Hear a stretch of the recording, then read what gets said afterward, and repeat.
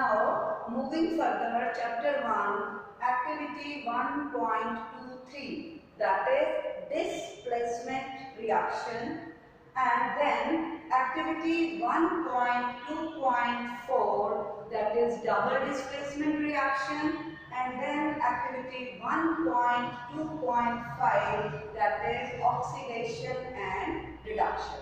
Now, as it will take some time, so first of all, I am showing you copper turnings.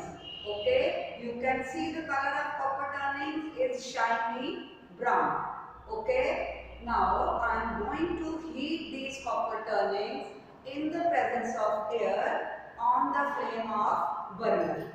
Okay, so in the meantime, when I am heating this, I will be showing you the other activities so that it takes some time to combine with oxygen. Fine.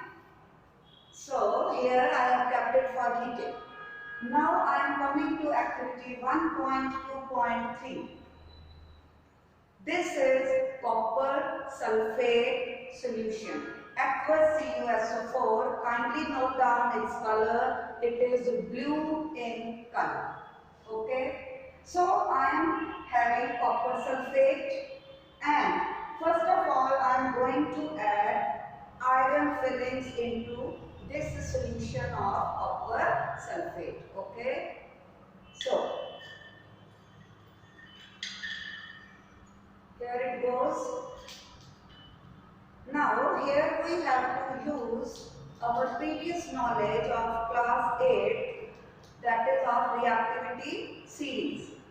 So what will happen is, this iron being more reactive is displacing copper from its solution, and we will be getting ferrous sulfate aqueous, which will be pale green in color, and there will be shiny brown copper. So it will also take some time.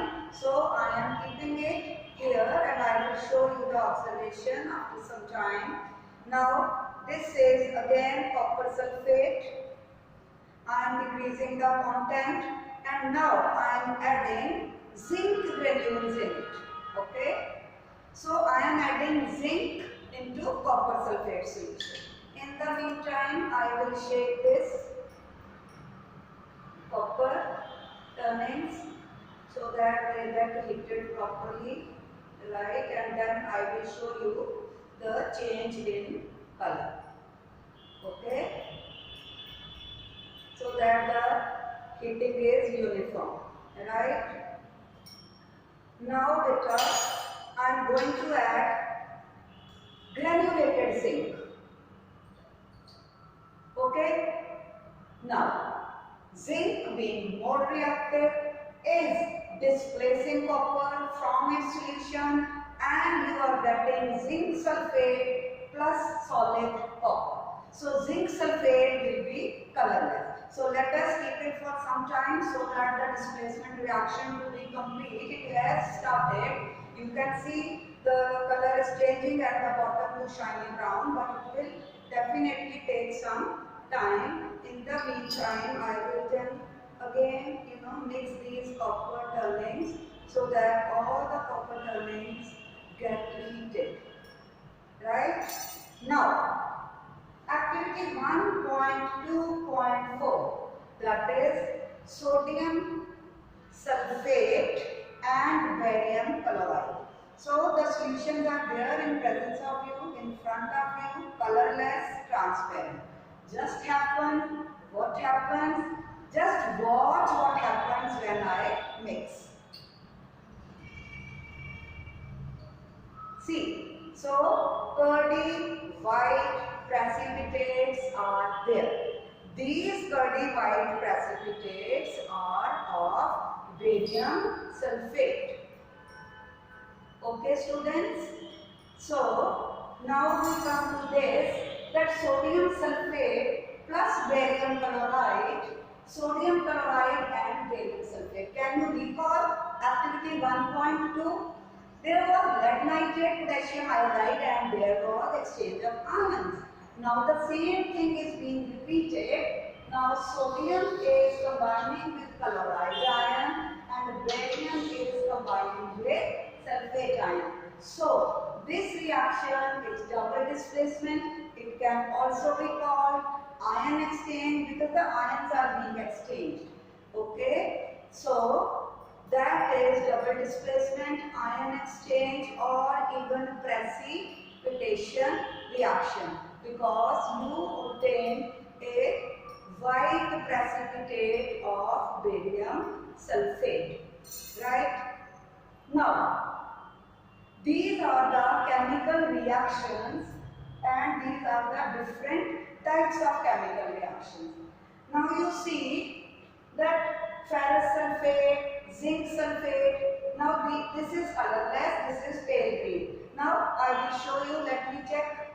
Here little bit change is there. See, so here, now tell me, I have two solutions. So this is colorless, copper sulfate has become colorless and copper sulfate has become pale green. It means in this tube I added iron, but in this tube I added zinc. Why? How do I know? Or how do you know? Because ferrous sulfate is pale green, whereas zinc sulfate is colorless. Right? So this is about displacement reaction, and the color change is involved. In the meantime, your copper is getting oxidized. I am just going to heat it directly. Let us see, because the heat is less. Yeah, now it has, अब जल्दी से हो रहा है, so the color change is there, but still it will require some time. So my dear students, now you have seen that I am saying again and again zinc granules. So you have to remember zinc exists as granules, magnesium as ribbons, we take iron as iron fillings, and we get copper as turnings. Now you can also observe, and you can come to the conclusion that generally metals are greyish in color. Iron, grey. Aluminium, grey. Right? Zinc, grey. Magnesium, grey. So very few colored metals are there. So one of the colored metals is copper, which is shiny brown. Then there is gold, which is yellow. Right? Now, in this reaction in which we are heating copper, we are getting the copper oxide. So this is getting oxidized. So oxidation is addition of oxygen. Shiny brown copper is converted into black solid. But oxygen is combining with copper, so this process is reduction. So in an oxidation reaction, oxidation and reduction go side by side. Hence we call these reactions as redox reactions, and my copper oxide is almost ready. So I will show you. You can see now it has turned blackish. Okay? Is this clear now? So, black colored copper oxide, right? After heating it, right? So that is all. I hope you have understood. Thank you so much.